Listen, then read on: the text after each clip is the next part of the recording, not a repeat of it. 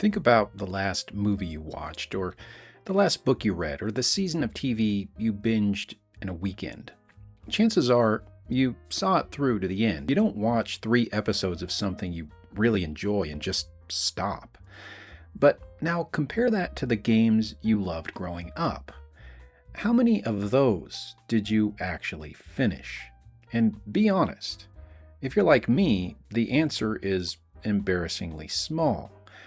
Which is interesting because we can spend years with a game and still never see the ending. That's strange, isn't it?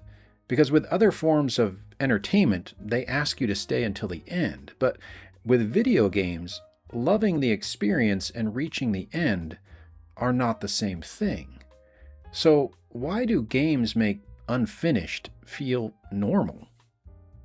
Maybe you think that unfinished games are just the ones you got bored with.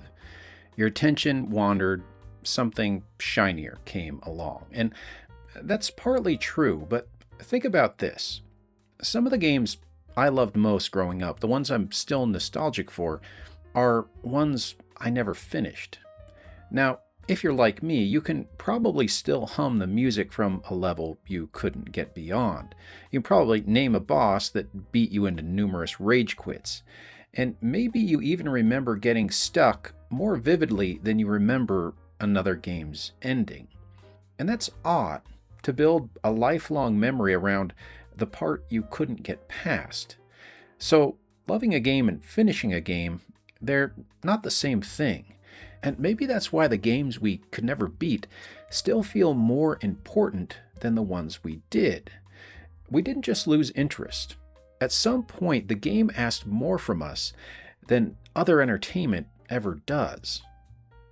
So here's the thing that makes games different from literally every other form of entertainment you consume. A movie keeps playing whether you're paying attention or not. A book doesn't care if you're a fast reader or a slow one. The words are still there. A TV series lets you reach the ending if you just stay with it. A game, though, can make you prove you deserve it. They demand skill you might not have yet. They demand memory. They demand momentum. And they demand tolerance for failure. Because your progress can stall, it can reset, or it can vanish completely. A book doesn't send you back 3 chapters because you misread a word or a sentence. A TV show doesn't lock the next episode until you prove you understood the last one. Games, for a huge chunk of their history, did exactly that. So why would anyone design entertainment that actively stops your progression? The answer starts with a number most of us never thought about at the time. How much space was actually inside the cartridge? Early NES cartridges range from as little as 16 kilobytes up to about a megabyte, with most games sitting somewhere around 128 to 384 kilobytes. To put that in perspective, that's not enough room to store a single low-resolution photo by today's standards. That was an entire game. The code, the graphics, the music, everything. And the console itself could only see a small slice of that at any given moment, roughly 32 kilobytes of code and 8 kilobytes of graphics at a time. Anything bigger needed extra hardware inside the cartridge just to trick the system into juggling more data than it was designed to handle. Meanwhile, those cartridges were not cheap. NES-era games often ran somewhere between $50 and $80, which, adjusted for inflation, is well over $100 in today's money. So here's the bind developers were actually in. A tiny box to put content in, and a price tag that made a short experience feel like a bad deal. So something had to give. And it wasn't going to be the price. This is where the constraint stopped being a technicality and started shaping the entire experience. If a cartridge physically could not hold more content, the only lever left to pull was how long it took a player to reach the content that was already there. Nintendo developer Satoru Iwata talked about running straight into this wall while working on an early Famicom golf game. He said, "I had to fit the data for 18 courses into an extremely limited memory. That alone was a major challenge. It was an era when data compression wasn't often done, so I racked my brain to come up with my own compression routine." And this wasn't just Iwata being modest. Nintendo had already shopped that exact golf concept to other studios first, and they'd all turned it down, saying there just was no way to fit 18 holes into that little memory. Iwata solved his version of the problem with clever engineering. A lot of other developers solved it with something much simpler: difficulty. Limited lives, limited continues, long stretches between checkpoints, passwords you had to copy down by hand, sometimes dozens of characters long and encoded with checksums specifically so you couldn't fake one. Even saving your progress at all was a genuine engineering feat, not a given. The Legend of Zelda was one of the first NES games to include battery-backed memory instead of a password system. It was a literal watch battery inside the cartridge just to keep a tiny chip powered so your progress wouldn't disappear the moment you turned off the console. That battery took up space on the board, space that could have gone to more content. Nintendo spent it on letting you keep what you'd already earned instead. So here's the actual mechanism, stated plainly. The game didn't need to contain more if reaching what it contained took longer. Lives, passwords, punishing difficulty. Those weren't just random acts of cruelty. They were quietly doing the job that more content would have done, if there had been room for more content. On a cartridge, one of the most reliable ways to make a small game last was to make your progress difficult to hold on to. For most of that era, this system actually worked for you in a strange way.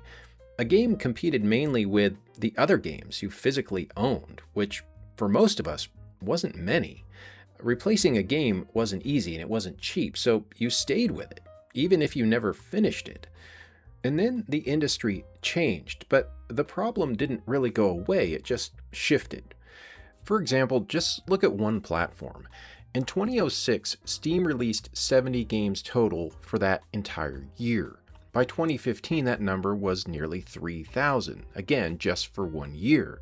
By 2024, it was over 18,000 new games in a single year. There are now over 100,000 games total, sitting there, just one click away. And it wasn't just more games showing up, it was a fundamentally different relationship to owning them. In 2017, Microsoft launched Xbox Game Pass, over 100 games for $10 a month, explicitly modeled on Netflix and Spotify instead of the old one game, one purchase method. Think about what that actually does to your relationship with a difficult game. In the old system, quitting cost you something, the money you'd already spent, the fact that there was nothing else really waiting for you to play.